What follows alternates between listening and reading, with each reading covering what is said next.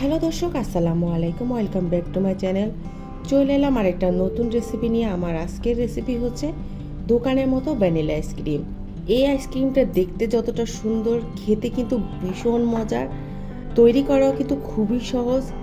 আশা করছি আমার আজকের এই ভ্যানিলা আইসক্রিম রেসিপি আপনাদের সবার কাছে ভালো লাগবে।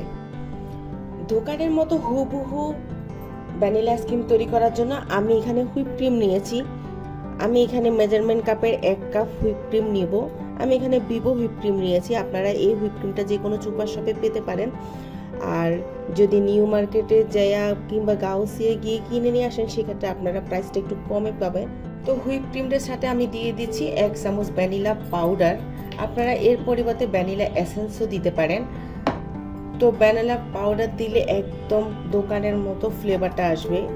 এগুলো আপনারা বেকিং কর্নারে গেলে এই ভ্যানিলা পাউডারগুলো এভাবে অল্প করে কিনে নিয়ে আসতে পারবেন।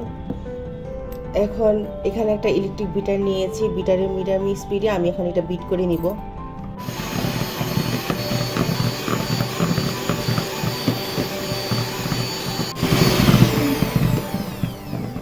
তো কিছুক্ষণ বিট করার পরে আমি এখন কনডেন্স মিল্ক দিয়ে দিচ্ছি। আপনারা চাইলে এর পরিবর্তে চিনিও ইউজ করতে পারেন, তবে চিনিটাকে গুঁড়ো করে দিবেন, না হয় আইসিং সুগার দিয়ে দিবেন। চিনিটা আপনারা আপনাদের পছন্দ অনুসারে দিতে পারেন, যে পরিমাণ মিষ্টি খান সেই পরিমাণ দিতে পারেন। তো কনডেন্স মিল্ক দেওয়ার পরে এখন আমি বিট করে নিচ্ছি।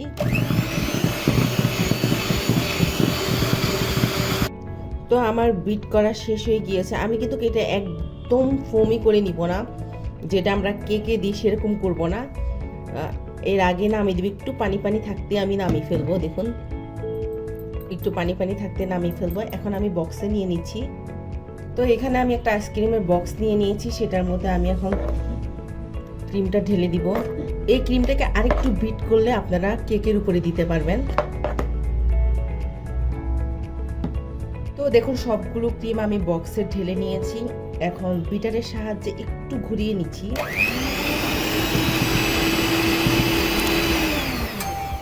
একটু দোকানের মতো ডিজাইন হওয়ার জন্য ঘুরিয়ে নিয়েছি। তো আমি বক্সের ঢাকনাটা দিয়ে দিচ্ছি। এখন এই আইসক্রিমের বক্সটা আমি ডিপ ফ্রিজে 10 থেকে 12 ঘন্টা রেখে আপনাদেরকে পরিবেশন করে দেখিয়ে দিব। প্রায় 10-12 ঘন্টা পরে আমি ডিপ ফ্রিজ থেকে আইসক্রিমটা বের করে নিয়েছি। দেখুন, আমার আইসক্রিমটা রেডি হয়ে গিয়েছে। আইসক্রিমটা আমি এখন বাটিতে নিয়ে নিচ্ছি। ভীষণ মজার এই আইসক্রিমের রেসিপি। আপনারা অবশ্যই বাসায় ট্রাই করে আমাকে কমেন্ট বক্সে জানাবেন কেমন হয়েছে। এই আইসক্রিমটা দোকানের চেয়েও খেতে বেশি মজা হয়।